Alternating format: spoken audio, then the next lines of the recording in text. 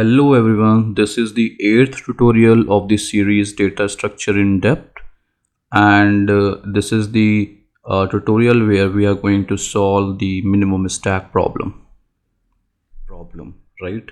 So in the previous two lectures we have talked about what is a stack, then we talked about how to implement the push operation, pop operation, peek operation into the stack, right? So in this tutorial we are going to code it. And if you have not seen previous tutorial, please look at those tutorial first because they are the foundation of this tutorial, right? So in this tutorial I am going to recap everything first, whatever we have done, and then we will start coding the stack problem, right? चलो start करते हैं और tutorial में देखते हैं कि minimum element stack से constant time में कैसे रिट्रीव कर सकते हैं. We have already seen theory in the previous tutorial, but in this tutorial let's focus on the coding part of it, right? Okay, so let's start.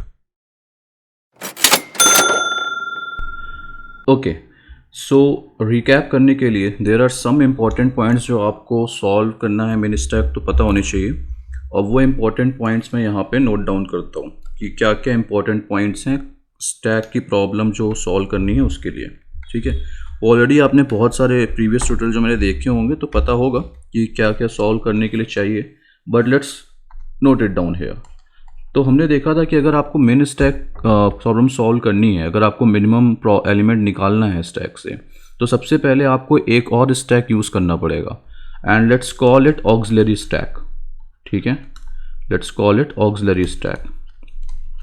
Don't worry about the spelling, just see the concept that it's called auxiliary stack, or sometimes we can call it, let's say, the temporary stack, right? Now the purpose of this auxiliary stack or the temporary stack will be to store the minimum element or the maximum element, है ना. Minimum भी कर सकते हैं, maximum भी कर सकते हैं, लेकिन इस ट्यूटोरियल में हम क्या देखेंगे, मिनिमम एलिमेंट के बारे में. सेम कॉन्सेप्ट अप्लाई करके अगर मैक्सिमम एलिमेंट भी निकालना है कांस्टेंट टाइम में स्टैक से, तब भी आप निकाल सकते हो, है ना. इंस्टेड ऑफ मिनिमम पुश करने के आप क्या कर सकते हो, मैक्सिमम पुश कर सकते हो. तो ये हमने देखा था. दूसरी चीज़ हमने क्या देखी थी, दूसरी चीज़ हमने देखी थी कि अब हमको क्या चाहिए होगा, हमको ऑक्सिलरी स्टैक के अलावा इस स्टैक में कुछ ऑपरेशन जब हम परफॉर्म करेंगे तो वो कुछ कंडीशंस में करेंगे. ये हमने देखा था. क्या कंडीशन होंगी, हमने देखा था कि अगर ऑपरेशन पुश टाइप का है तो ऑक्सिलरी स्टैक में तभी पुश करना है, इस ऑक्सिलरी स्टैक में तभी पुश करना है अगर जो एलिमेंट x आप पुश करने जा रहे हो वो एलिमेंट x इस ऑक्सिलरी स्टैक के एलिमेंट जो टॉप पे है उससे कम है ना. अगर ये एलिमेंट जो आप x है, अगर आप इसको देखो गौर से, अगर ये एलिमेंट जो x है, अगर वो एलिमेंट x छोटा है या बराबर है किसके, ऑक्सिलरी स्टैक के टॉप एलिमेंट से, अगर मैं इसको इस तरीके से डिनोट करूं, तो ही आप क्या करोगे, इस ऑक्सिलरी स्टैक में इस x एलिमेंट को पुश करोगे. ये इंपॉर्टेंट चीज़ है ना. थर्ड चीज़ क्या है, थर्ड है पॉप ऑपरेशन. तो पॉप में मैंने क्या देखा था, पॉप में हमको देखना था कि अगर जो एलिमेंट पॉप हो रहा है, ऑफ कोर्स टॉप एलिमेंट अगर पॉप हो रहा है मेन स्टैक से, तो ऑक्सिलरी स्टैक में कंपेयर करो कि क्या ऑक्सिलरी स्टैक का जो टॉप एलिमेंट है वो टॉप एलिमेंट इस पॉप एलिमेंट के बराबर है. अगर है तो इस ऑक्सिलरी स्टैक से भी पॉप कर दीजिए. ये हमने देखा था. ठीक है, तो ये जो बेसिक कॉन्सेप्ट थे ये आपको पता होने चाहिए अगर कोडिंग करनी है मिनिमम स्टैक की, है ना. और ये हमने देखे भी हैं. तो चलो अब क्विकली स्टार्ट करते हैं कोडिंग पार्ट. इन्हीं तीन बातों को ध्यान में रखेंगे और फिर हम इसकी कोडिंग करेंगे. चलो let's start. Okay, so this is the problem we were trying to solve, है ना. मिनिमम स्टैक की ये प्रॉब्लम थी, और हमने अभी तक जितना कोड किया था वो कोड आप यहाँ पे देख पा रहे होगे. हमने एक एरे डिक्लेयर किया था जो स्टोर कर रहा था एलिमेंट्स को. बेसिकली कुछ ना कुछ डेटा स्ट्रक्चर चाहिए था जो स्टोर करे, तो हमने एरे यूज़ किया था.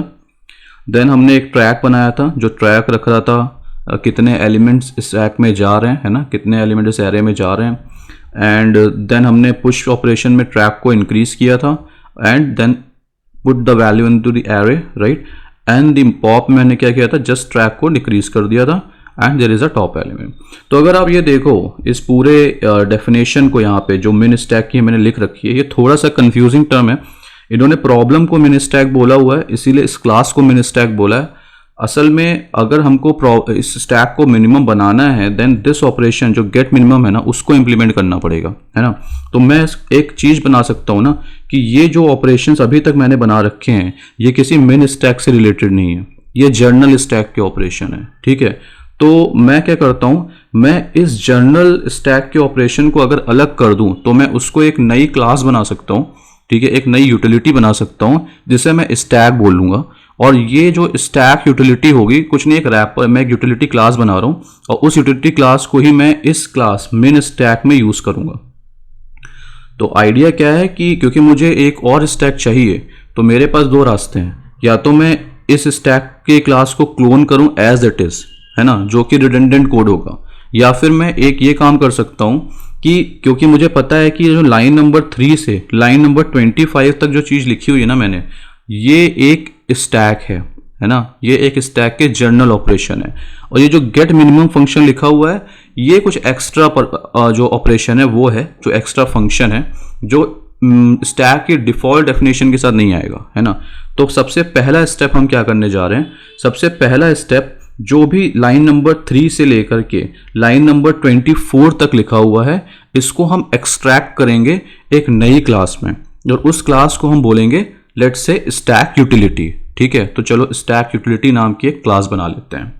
सो सिंपल, यहां पे जाऊंगा मैं, यहां पे मैं लिखूंगा क्लास एंड स्टैक यूटिलिटी। आप कोई भी नाम दे सकते हो, मैंने चूज किया है स्टैक यूटिलिटी क्योंकि ये मुझे क्या प्रोवाइड करेगा, एक स्टैक प्रोवाइड करेगा। मैं स्टैक नाम की क्लास क्यों नहीं बना रहा हूं, मैं स्टैक नाम की क्लास इसलिए नहीं बना रहा हूं क्योंकि स्टैक रिजर्व कीवर्ड है जावा में। एक्चुअली में स्टैक नाम की, not a keyword but stack नाम की जो क्लास है ऑलरेडी बनी हुई है, ठीक है, तो वो रिजर्व्ड है। तो उसको अगर मैं बनाऊंगा तो कंपाइलर कंफ्यूज हो जाएगा कि ऑलरेडी बना हुआ है और आप भी बना रहे हो यहाँ पे, है ना। तो मैंने इसको स्टैक यूटिलिटी रख रखा है। और यहाँ पे कुछ ऐसी चीजें होती हैं जो इंपोर्ट्स आपको यहाँ दिख नहीं रहे हैं, वो लीड कोड क्या करता है, ऑलरेडी इंजेक्ट करके चलता है आपके कोड में, है ना। यहाँ पे देखोगे तो अगर मैंने कुछ चीजें इंपोर्ट नहीं कर रखी हैं, ये चीजें अभी मैंने, अगर यहाँ पे मैं कुछ फंक्शन यूज करने जा रहा हूँ, लाइक लिस्ट यूज करने जा रहा हूँ या कोई भी कलेक्शन यूज करने जा रहा हूँ, तो मैंने यहाँ इंपोर्ट नहीं किया हुआ है, वो ऑलरेडी इंपोर्टेड होते हैं। कुछ इंपोर्ट्स जो होते हैं वो ऑलरेडी इंजेक्टेड होते हैं, ठीक है। तो आइडिया ये है कि मैं यहाँ पे क्लास स्टैक यूटिलिटी बना रहा हूँ, मुझे बार बार लिखने की जरूरत नहीं है, कोड मैंने ऑलरेडी लिख रखा था। तो मैं इसको लाइन नंबर 6 से लाइन नंबर 27 तक, ठीक है, लाइन नंबर 27 तक इसको मैं कॉपी कर लेता हूँ, कॉपी करके मैं सेम यहाँ पे पेस्ट कर देता हूँ, ठीक है। मैंने कुछ नहीं किया, मैंने सिर्फ एक जो मैंने ऑलरेडी स्टैक बना रखा था पिछले ट्यूटोरियल में, उस स्टैक को रीयूजेबल बनाने के लिए मैंने इसके कोर ऑपरेशंस को कॉपी करके एक नई क्लास में डाल दिया। अब मैं इस क्लास को यूज करूंगा, ठीक है। और ये अगर मैं इसका ऑब्जेक्ट क्रिएट करूंगा तो मुझे एक स्टैक देगा, तो वो सारे operation push, pop and top same ही रहेंगे, कोई प्रॉब्लम नहीं है। तो ये तो बन गई मेरी class stack utility. I hope यहां तक बात समझ में आ रही होगी। जब ये क्लास बन गई स्टैक यूटिलिटी तो आप समझ सकते हो कि इसकी मुझे अब जरूरत नहीं है ना। मुझे क्यों एलिमेंट स्टोर करने दोबारा, मेरे पास तो एक स्टैक नाम की क्लास बनी गई है जो मैंने बनाया, मैंने स्टैक बना लिया, कोर स्टैक मैंने बना लिया यहाँ पे, है ना। इसके पास ऑलरेडी एक एरे है, ठीक है।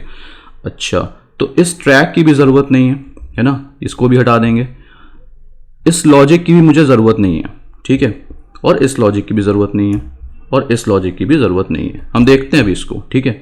अब आप देखोगे तो अब आप इस स्टैक क्लास को देखो, मिन स्टैक क्लास को, तो ये डिफॉल्ट डेफिनेशन है जहां से हमने स्टार्ट किया था, राइट। लेकिन हमने क्या किया, जो हमने पिछले ट्यूटोरियल में कोड किया था उसको हमने एक नई क्लास स्टैक यूटिलिटी में एक्सट्रैक्ट कर लिया, है ना। अब इस क्लास को मैं भले ही 10 बार यूज करूं, 20 बार यूज करूं, मेरी मर्जी है, ठीक है। जब जब मैं स्टैक यूटिलिटी क्लास का एक ऑब्जेक्ट बनाऊंगा तब तक ये लाइन नंबर 2 से लाइन नंबर 23 तक की फंक्शनैलिटी मुझे मिलेगी। अगर आपको कोर जावा के कॉन्सेप्ट या किसी भी प्रोग्रामिंग लैंग्वेज के कॉन्सेप्ट पता होंगे तो आप ये समझ पा रहे होगे कि अगर मैंने एक यूटिलिटी क्लास बना ली यहाँ पे, अब मैं इसके जितने भी ऑब्जेक्ट बनाऊं या जितने भी इंस्टेंस बनाऊं, मैं मुझे हर बार एक क्या करेगा, ये लाइन नंबर 2 से लेकर के लाइन नंबर 23 तक के सारी फंक्शनैलिटी प्रोवाइड करेगा, है ना। तो इतनी बात अगर समझ में आ गई तो यहाँ पे एक छोटा सा ग्लिच है, यहाँ पे मिन स्टैक जो लिखा हुआ है ये कंस्ट्रक्टर अब मिन स्टैक ना होके स्टैक यूटिलिटी कहलाएगा, है ना, जनरल सिंटेक्स। तो इसको और चेंज कर देते हैं, ठीक है। तो मेरी ये क्लास तो तैयार है, अगर इस क्लास में कोई चेंजेस होंगे तो हम देखेंगे कि इस क्लास में क्या चेंजेस करने हैं, बट अभी मुझे ये सही लग रही है, ठीक है। तो अब मैं इसको कोलैप्स कर देता हूँ। अब फिर से अगर हम क्वेश्चन पे आए तो इसने लिखा हुआ है कि मिन स्टैक का जब भी मैं एक ऑब्जेक्ट बनाऊंगा, तो आपको याद है मुझे एक स्टैक बनाना है ना, इसने लिख रखा है यहाँ पे, जब भी आप मिन स्टैक कॉल करोगे आप स्टैक के ऑब्जेक्ट को इनिशियलाइज करोगे। तो अब इस वाले कंस्ट्रक्टर में अगर मुझे स्टैक के ऑब्जेक्ट को इनिशियलाइज करना है तो मेरे को स्टैक दे कौन रहा है, ये स्टैक यूटिलिटी दे रहा है ना। तो मैं क्या करूंगा, यहाँ पे कहूंगा कि जब भी मिन स्टैक, सबसे पहले मुझे डिक्लेयर करना पड़ेगा, तो मैंने डिक्लेयर कर दिया स्टैक यूटिलिटी, ठीक है। और इसको मैंने, अब मैं दो स्टैक यूज कर रहा हूं, है ना। मेरे को, आपको याद होगा मैंने मेन स्टैक और ऑक्सिलरी स्टैक के बारे में बात की थी, ठीक है। तो जो ये स्टैक मैं इंप्लीमेंट कर रहा हूं इसको मैं मेन स्टैक बोलूंगा। इस मेन स्टैक से प्रॉब्लम को कंफ्यूज मत करना, क्योंकि ये मेन स्टैक तो इन्होंने बना के दे रखी है, लेकिन जब मैं एक स्टैक कंस्ट्रक्टर यहां पे कॉल करूंगा तो मैं जो स्टैक बना रहा हूं, मैं दो तरीके के स्टैक बनाऊंगा ना। तो एक बनाऊंगा मेन स्टैक, एक बनाऊंगा ऑक्सिलरी स्टैक। जो ऑक्सिलरी स्टैक होना चाहिए वो जब जब मैं मेन स्टैक बनाऊं तब तक एक और स्टैक बनना चाहिए। ये बात समझ में आ रही होगी क्यों? क्योंकि मुझे गेट मिनिमम निकालना है। तो अगर मैं अलग से बनाऊंगा ना तो कंफ्यूजन है, लेकिन अगर मैं as a part of this constructor बना लेता हूं तो मुझे कोई कंफ्यूजन नहीं होना चाहिए, ठीक है। तो जैसे ही मैंने यहां पे क्या किया, मैंने एक स्टैक बनाया मेन स्टैक, ठीक है। इसको इनिशियलाइज अभी बस डिक्लेयर किया हुआ है, अभी मैंने इसको इनिशियलाइज नहीं किया है, ठीक है। और एक और मैंने स्टैक बनाया जिसको मैं बोल देता हूं ऑक्सिलरी स्टैक और ऑक्स स्टैक, ठीक है। और यहां पे मैं लिख देता हूं कि ये जो स्टैक है इट विल स्टोर ओनली मिन एलिमेंट, है ना। ये सिर्फ क्या करेगा, मिनिमम एलिमेंट को ही स्टोर करेगा, and it will store all element. जो भी पुश कर रहे होगे, पॉप कर रहे होगे, वो ये सारा काम ये करेगा, ठीक है। तो दो स्टैक बन गए। यहां तक बात समझ में आ रही होगी, कोई दिक्कत नहीं होनी चाहिए। अब जब मैं कंस्ट्रक्टर कॉल करूंगा फर्स्ट लाइन पे, तो अब मैं क्या करूंगा, मैं मेन स्टैक को इनिशियलाइज करूंगा। तो मेन स्टैक को अब मैं इनिशियलाइज किससे करूंगा, ये जो मेरी स्टैक यूटिलिटी है ना उससे करूंगा। क्यों? क्योंकि इसी के पास तो यही तो मुझे स्टैक बना के दे रहा है। तो मैं यहाँ पे एक स्टैक यूटिलिटी से इनिशियलाइज कर देता हूँ, ठीक है। स्पेलिंग चेक कर लेते हैं, ठीक है, स्टैक यूटिलिटी है। और अगर जब मिन स्टैक का कंस्ट्रक्टर कॉल होगा तो मैं ऑक्सिलरी स्टैक भी बनाना चाहता हूँ, तो मैं यहाँ पे क्या करूँगा, ऑक्स स्टैक को भी कॉल कर दूंगा, ठीक है। ये भी सेम क्लास यूज करेगा, ठीक। अब फायदा देख रहे हो आप, मैंने सिर्फ स्टैक यूटिलिटी को एक्सट्रैक्ट किया था और इससे क्या हुआ, मेरे को बार बार कोड लिखने की जरूरत नहीं पड़ी। मैंने क्या किया, सिंपल स्टैक यूटिलिटी को दो बार इनिशियलाइज कर दिया। और जावा में जब भी आप कोई ऑब्जेक्ट बनाते हो ना, तो आपको एक कीवर्ड यूज करना होता है न्यू, ठीक है। ये क्या करता है ना, मेमोरी एलोकेट करता है हीप में, ठीक है। तो ये मैंने बना दिया, तो मेरा पहला ऑपरेशन क्या हो गया, परफॉर्म हो गया। अब बात करते हैं पुश की। तो कुछ नहीं, अब तो मेरे को डेफिनेशन लिखने की जरूरत ही नहीं है। तो जब जब कुछ चीजें पुश हो रही होंगी तो मैं क्या करूंगा, मैं मेन स्टैक में पुश कर दूंगा, सिंपल। और मेन स्टैक में ये पुश फंक्शन कहां से आ रहा है, ये मेन स्टैक में पुश फंक्शन यहां से आ रहा है, समझ रहे हो। पॉप फंक्शन कहां से आएगा, यहां से आएगा। टॉप फंक्शन कहां से आएगा, यहां से आएगा। तो मेरे पास पुश, पॉप एंड टॉप है। तो यहां पे मैं इसको फिर से कोलैप्स कर देता हूं और यहां पे सिंपल मैं कह देता हूं कि जब जब तुम्हें पुश ऑपरेशन कॉल होगा तब तब तुम इस तरीके से कुछ कॉल कर दो। क्लियर है। फिर पॉप में क्या होगा, पॉप में भी सेम होगा, मेन स्टैक में से पॉप कर दो, ठीक है। देख रहे हो कितना सिंपल हो गया, क्योंकि मैंने डेफिनेशन एक्सट्रैक्ट कर दी। तो अब मैं सिंपल इतना ही करूंगा। और टॉप में क्या होगा, टॉप में मैं कहूंगा कि जो भी तुम्हारा मेन स्टैक है, गेस कर सकते हो, जो भी मेन स्टैक है आप कहोगे कि इसको आप टॉप एलिमेंट को रिटर्न कर दो। तो अब ये तो वही कोड हो गया जो मैंने लिखा था पहले, बस फर्क क्या हुआ, अब ये स्टैक यूटिलिटी क्लास को यूज कर रहा है ना। और यहाँ पे main stack dot pop, main stack dot push और सारे operation main stack dot top same रहे हैं।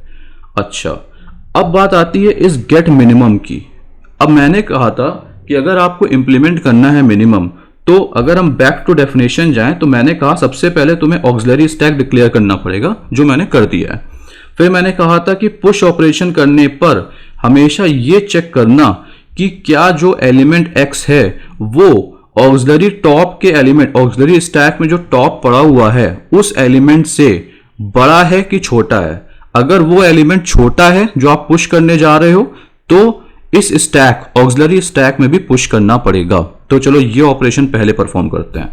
तो मैं क्या कह रहा हूं, मैं कह रहा हूं कि अगर ऑक्सिलरी स्टैक में जो एलिमेंट है किस पे, टॉप पे, अगर वो element, if auxiliary stack dot top element क्या हो, बड़ा है या बराबर है किससे, जो वैल्यू आप पुश करने जा रहे हो इससे, तो आप क्या करोगे, इस ऑक्सिलरी स्टैक में एक एलिमेंट और पुश करोगे जो होगा VAL, जो कि वैल्यू है।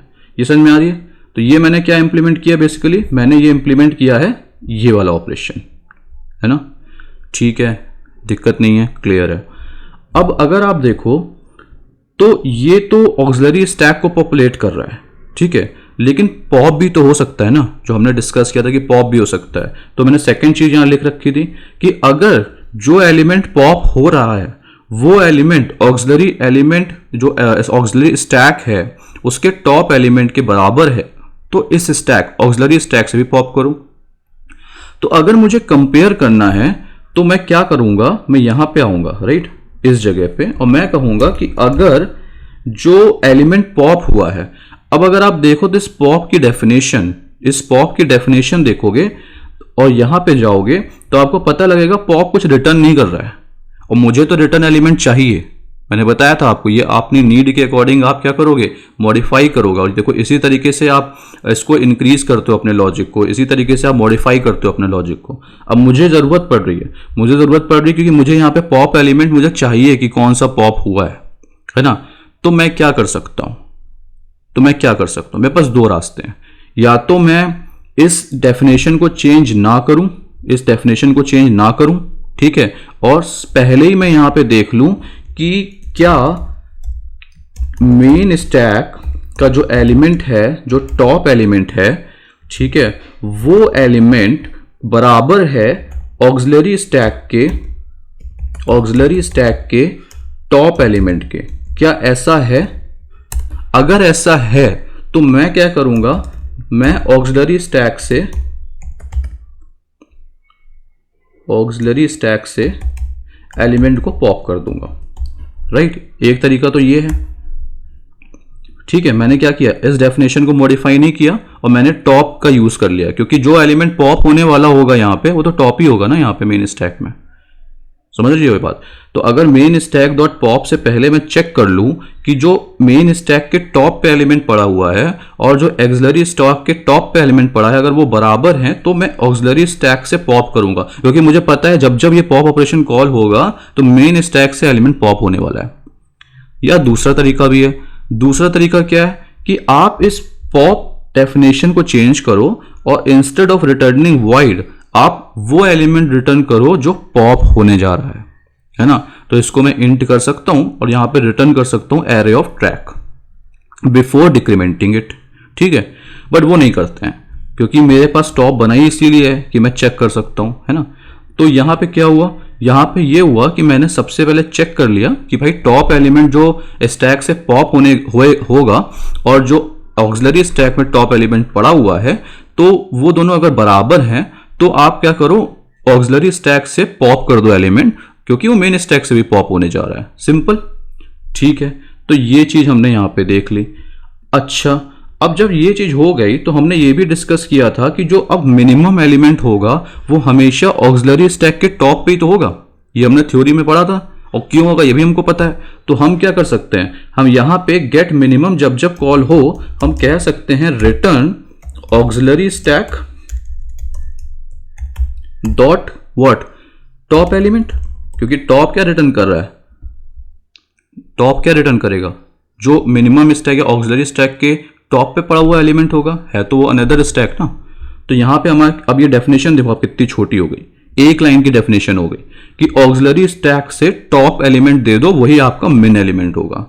और अगर ये मैक्स होता क्या करते, तब भी आप टॉप ही एलिमेंट रिटर्न करते, बट जो आप पुश की डेफिनेशन होती ना आपकी, वो चेंज हो जाती बस। जहां पे आप कह रहे हो ग्रेटर देन इक्वल टू अगर है, तब आप कहते हैं लेस देन इक्वल टू अगर है। सिंपल है ना। तो ये चीज समझ में आनी चाहिए। रिकैप करते हैं, हमने एक स्टैक डिक्लेयर किया मेन स्टैक, फिर हमने एक स्टैक डिक्लेयर किया ऑक्सिलरी स्टैक।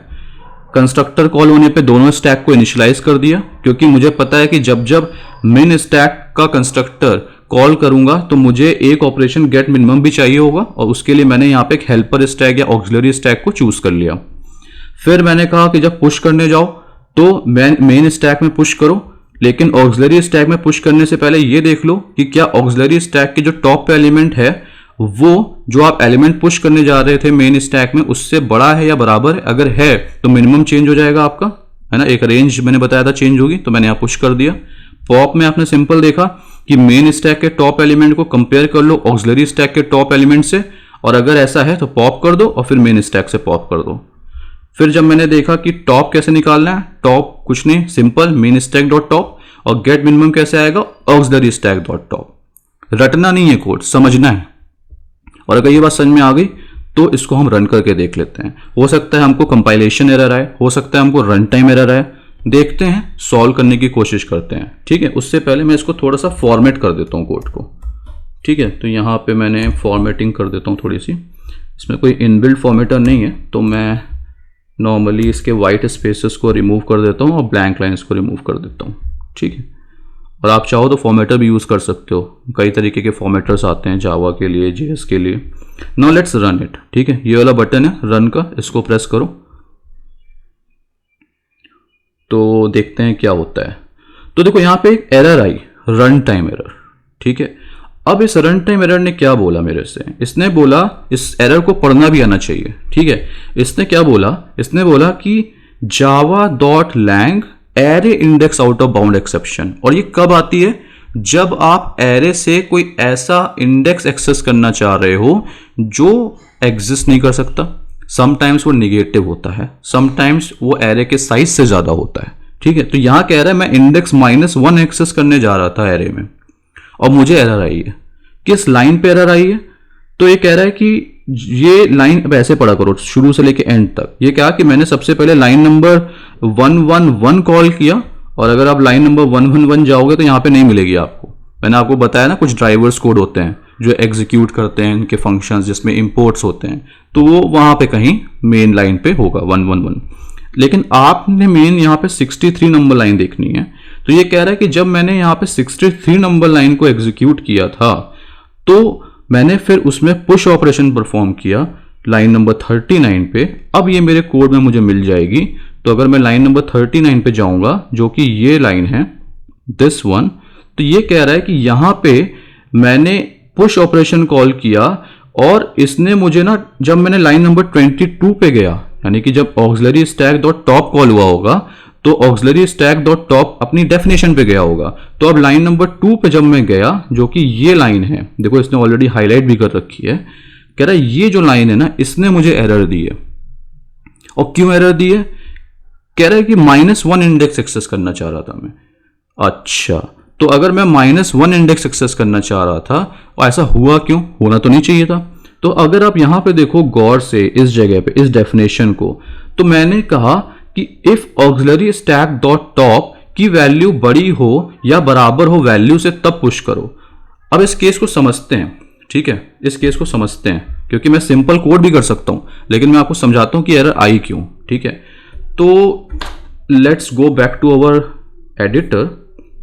अब देखो यहां हुआ क्या है, हुआ ये है कि ये 2 स्टैक बने थे, है ना, और इस 2 स्टैक में ये मेन स्टैक था और ये क्या था, ऑक्सिलरी स्टैक था, है ना। अब सपोज करो अगर एलिमेंट 5 आया for the very first time, तो क्या हुआ होगा, मैंने 5 को मेन स्टैक में पुश कर दिया है, राइट। लेकिन मैं इस स्टैक में पुश करने से पहले क्या बोल रहा हूं कि कंपेयर करो कि इस स्टैक का जो टॉप एलिमेंट है, ठीक है, वो टॉप एलिमेंट इस 5 से बड़ा है कि छोटा है। और अगर आप देखो तो ये तो स्टैक तो एम्प्टी है ना, तो इसमें ना कोई बड़ा हुआ ना छोटा हुआ।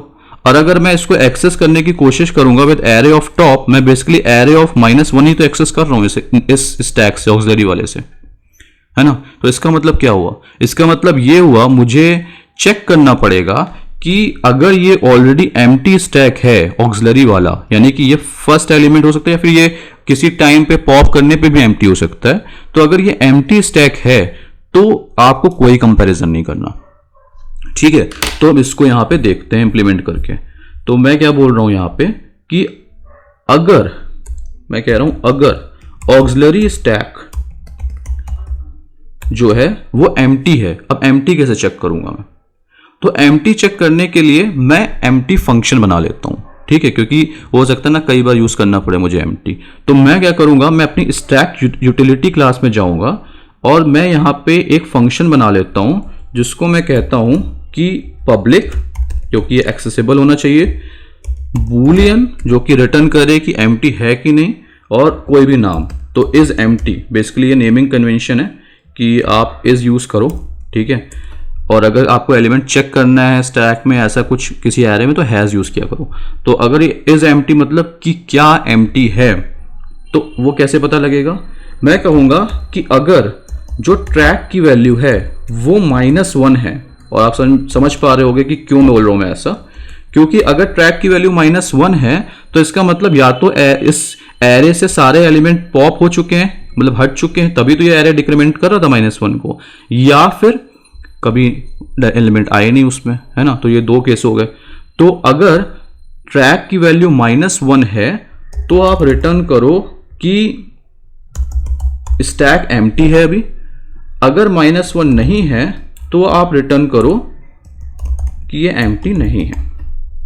अभी मैंने इसको क्या किया है, इसको मैंने सिंपल इफ एल्स लिखा है। अभी हम यूज करेंगे टर्नरी ऑपरेटर यहां पे, बट बेसिकली फंडा समझो। इसमें हम क्या कह रहे हैं कि अगर ट्रैक -1 था, यानी कभी कोई एलिमेंट आया ही नहीं, या कभी आया होगा तो पॉप हो चुका होगा, तो ट्रैक की वैल्यू -1 है, मतलब कुछ एलिमेंट स्टैक में नहीं है, तो रिटर्न करो ट्रू, ठीक है, यानी स्टैक एम्प्टी है, या फिर रिटर्न करो फॉल्स। तो अब मैं इस डेफिनेशन को यहां यूज करता हूं। मैं बोलता हूं इस पुश वाले में, इसको मैं थोड़ा सा मिनिमाइज कर देता हूं, तो इसको मिनिमाइज कर देते हैं, ठीक है। यहां पे हम बोलते हैं कि अगर पुश ऑपरेशन में अगर ऑक्सिलरी स्टैक एम्प्टी है, ठीक है, अगर ऑक्सिलरी स्टैक क्या है, एम्प्टी है, तो आपको कंपैरिजन नहीं करना है, आपको सिंपल पुश करना है जो एलिमेंट आया है। और क्यों पुश करना है, क्योंकि ये पहला एलिमेंट है, because this is first element. जब कुछ है ही नहीं स्टैक में तो कंपेयर किससे करेंगे, because this is first element, ठीक है, कूल।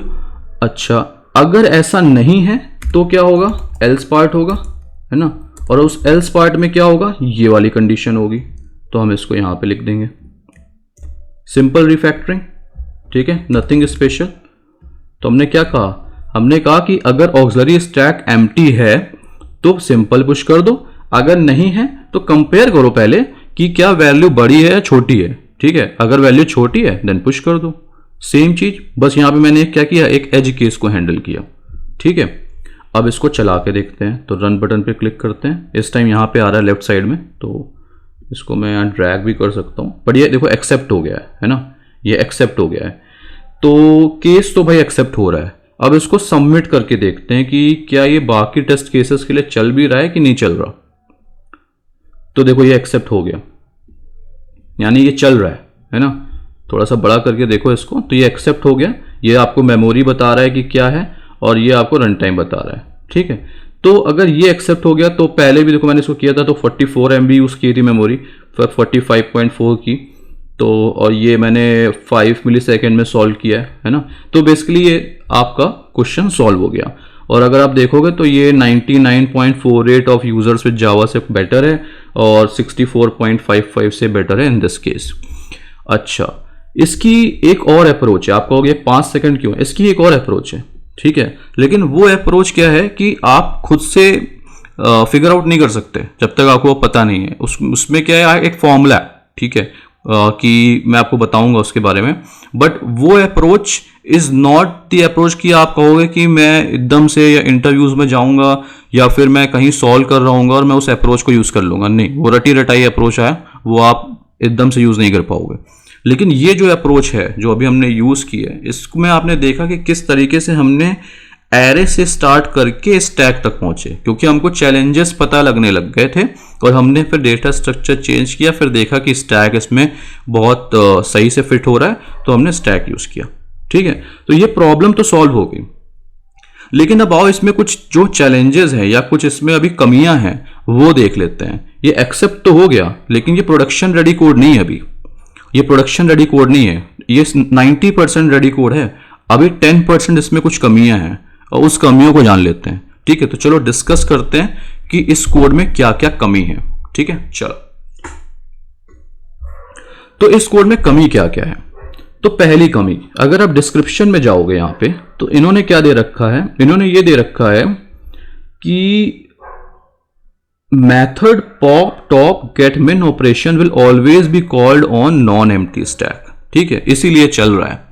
अगर मान लो ये नॉन एम्प्टी स्टैक पे ना कॉल करके एम्प्टी स्टैक पे भी कॉल करते तो क्या होता, तो आती एरर। कैसे, मैं दिखाता हूं।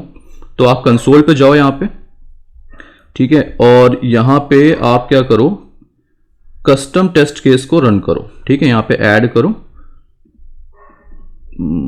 Just a second, let's delete it. अब यहां पे आप कस्टम टेस्ट केस को ऐड करो। तो अभी हमने एक मिन स्टैक बनाया, अब मैं यहां पे ना पुश की बल्दी पॉप करता हूं। ठीक है, और ये सब हटा देता हूं। ठीक है, और यहां पे मैं, क्योंकि पॉप में मुझे कुछ नहीं पास करना होता, तो मैं यहां एम्प्टी एरे पास करता हूं। ठीक है, तो यहां पे इस तरीके से। अब अगर मैं इसको रन करूंगा ना, तो रन करने पे देखते हैं क्या आता है। See, here है pop argument are invalid, the stack is empty, so that's why it's not allowing the operation, it's an invalid test case। लेकिन ये तो इसकी प्रॉब्लम है ना लीड कोड की, ये तो इन्होंने इस तरीके से डिजाइन कर रखा है। लेकिन अगर आप प्रोडक्शन में कोड कर रहे हो, आपको नहीं पता कि क्या इनपुट आ जाए, तो अब आपको क्या करना चाहिए, आपको एज केसेस और हैंडल करने चाहिए। इसका मतलब अगर जब मैं कह रहा हूं पॉप और मैं सिंपली इस पॉप में track is equal to track -1 कर दे रहा हूं, तो बेसिकली मुझे यहां पे ट्रैक को ट्रैक -1 तभी करना चाहिए अगर मेरा ट्रैक -1 नहीं है। अगर ऑलरेडी मेरा ट्रैक -1 है, यानी स्टैक मेरा ऑलरेडी एम्प्टी है, और आप पॉप ऑपरेशन कॉल कर दोगे, तो इस ट्रैक की वैल्यू -1 ऑलरेडी थी, -1 और ऐड हो जाएगी, वो -2 हो जाएगी। और फिर आप अगर पुश ऑपरेशन परफॉर्म करोगे ना, तो वो -1 पे इंसर्ट करने की कोशिश करेगा, और फिर वो कहेगा क्या कि -1 पे मैं कैसे इंसर्ट करूं, निगेटिव इंडेक्सिंग अलाउड नहीं। तो यहां पे ना आपको एक कंडीशन रखनी चाहिए कि अगर जो ट्रैक है ना वो -1 ना हो।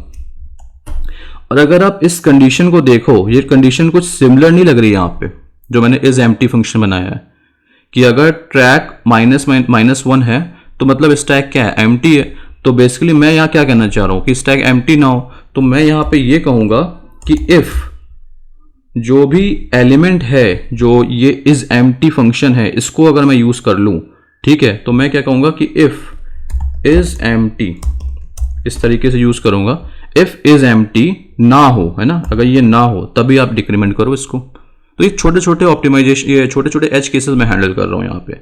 अभी भी कोड चलेगा आपका, अभी भी अगर आप रन करोगे, not with this case, but the custom the normal test cases that they have. So let's remove this and run this. ये अभी भी चलेगा, है ना। इसमें मैंने कुछ चेंज नहीं किया, इसमें मैंने सिर्फ एक एज केस को और हैंडल किया जो एक्चुअली में ज़रूरत नहीं है बट इस क्वेश्चन के लिए, but in the production application you always try to handle the edge cases, and this is the difference between a normal code and a production ready code, जहां पे आप एज केसेस हैंडल करते हो। ठीक है, अच्छा, और क्या क्या हो सकता है इसमें, तो और ये हो सकता है कि जो कोड की फॉर्मेटिंग है पहले तो, ठीक है, उसको भी सही कर देते हैं। तो उसके लिए आप कई फॉर्मेटर यूज कर सकते हो, ठीक है, और मैं आपको बताऊंगा कि कौन कौन से फॉर्मेटर्स आते हैं, but for now let's remove all this comments. ठीक है, तो इसको मैं यहाँ से कमेंट को रिमूव कर देता हूँ। Comments are better and good, but अगर आप बहुत सारे कमेंट को लिखना चालू कर दोगे तो आपका जो कोड होगा ना वो रीडेबल नहीं रह जाएगा। कमेंट्स हमेशा अच्छे रहते हैं, ठीक है, लेकिन एक थ्योरी ये भी है कि बहुत सारे कमेंट्स भी जो हैं बहुत कंफ्यूजिंग होते हैं। क्योंकि क्या होता है कि अगर आपने मान लो आज एक कमेंट लिखा, ठीक है, कि ये स्टैक क्लास में ये मेथड्स इस तरीके से काम कर रहे हैं, और कल को मान लो आपने उसमें कुछ अपडेट किया, ठीक है, कुछ चेंजेस किए और आपने कमेंट्स अपडेट नहीं किए, तो कमेंट्स तो पुराने वाले पड़े हुए हैं और चीज़ें आपने नहीं कर रखी हैं, तो कन्फ्यूज़न आएगा कि जो है कमेंट में कुछ और कह रहा है, डेफिनेशन में कुछ और कह रहा है ना। तो इसीलिए कहते हैं कि कमेंट्स भी उसी जगह यूज़ करने चाहिए जहाँ पे वो बहुत ज़्यादा नीडफुल हो, ठीक है। बेसिकली आप ये बताओ कि ये क्लास कर क्या रही है, ठीक है, आप ये बता सकते हो कि ये फंक्शन हाई लेवल पे क्या कर रहा है। नॉट सो मच कमेंट कि I am declaring a variable, now I am initializing the variable, these type of comment are not useful, ठीक है। तो यहाँ पे ये चीज़ हमने करके देख ली, तो ये स्टैक यूटिलिटी बन गई, ठीक है भाई। और ये जो मेन स्टैक था, ऑक्स स्टैक था, ये हमने बनाया, ठीक है। अच्छा, तो ये कोड मुझे ठीक लग रहा है, ठीक है। और अब हम कुछ और बात करते हैं। अब हम बात करते हैं कि ये जो कोड हमने लिखा हुआ है इसकी टाइम कॉम्प्लेक्सिटी क्या है। तो सारे ऑपरेशन जितने भी हमने किए हैं सब O1 में किए हैं, और ये जो गेट मिनिमम भी है ये भी O1 है, बिकॉज टॉप की जो कॉम्प्लेक्सिटी है वो O(1) है, ठीक है। तो ठीक है यार, थैंक यू, ये स्टैक की प्रॉब्लम यहाँ पे सॉल्व हो गई। और नेक्स्ट ट्यूटोरियल में हम ये देखेंगे कि ये जो हमने स्टैक यूटिलिटी बनाया था, अगर मैं ये स्टैक यूटिलिटी ना बना के क्या कुछ ऐसा इनबिल्ट है, ठीक है, या कुछ ऐसा इनबिल्ट है जो मैं यूज़ कर सकता हूँ।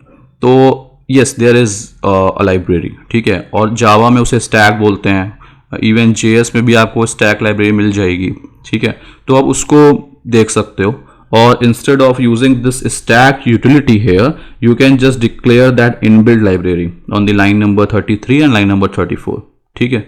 बट क्योंकि हम स्टैक की प्रॉब्लम बेसिक से सॉल्व कर रहे थे, तो मैं उस लाइब्रेरी को नहीं यूज़ करना चाह रहा था, इसीलिए मैंने यहाँ पे आपको बताया कि आप जो सेम कोड है उसको रीपर्पस कैसे कर सकते हो। और यहाँ से बहुत सारे आउटकम्स आपको लेके जाने चाहिए। पहला ये कि हमेशा अगर आपको एक से ज़्यादा ऑब्जेक्ट्स बनाने हैं जो सेम पर्पस के लिए बनाए गए हैं, तो आप हमेशा यूटिलिटी क्लासेस लिखो, ठीक है, ये एक गुड प्रैक्टिस होती है। दूसरा ये कि जब भी आप कोड लिख रहे हो, मेक श्योर कि आपके जो कमेंट्स हैं वो प्रॉपर हों, ठीक है। आपके कमेंट्स जो हैं वो ऑर्फन नहीं होने चाहिए, जो काम कर रही है डेफिनेशन मेथड्स एक्चुअली में वही डिक्टेट करने चाहिए। सारे एज केसेस, नंबर 3, सारे एज केसेस आपको हैंडल करना चाहिए, ठीक है, जितने भी एज केसेस हैं उनको हैंडल करना चाहिए। And the fourth one is आपके कोड की कॉम्प्लेक्सिटी क्या है, टाइम कॉम्प्लेक्सिटी क्या है, इसको भी आपको हैंडल करना चाहिए, ठीक है। तो भले ही ये 6 मिलीसेकंड दिखा रहा है, बट दिस इज एक्सेप्टेड, ठीक है, लेकिन ये कोड एक ज़्यादा एज केस हैंडल कर रहा है, ठीक है। इनके according this edge case is not required, but in the real world it may required, ठीक है।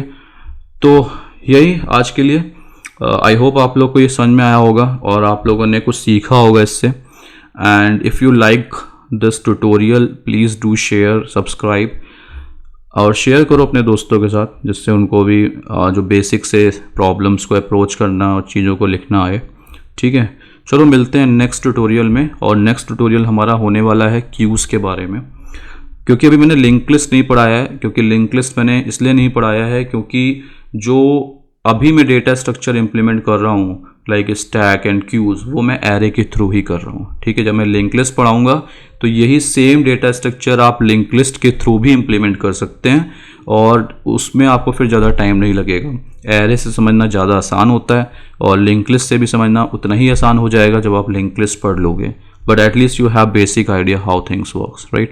So okay, let's catch up in the next tutorial, and meanwhile do code, and thank you very much.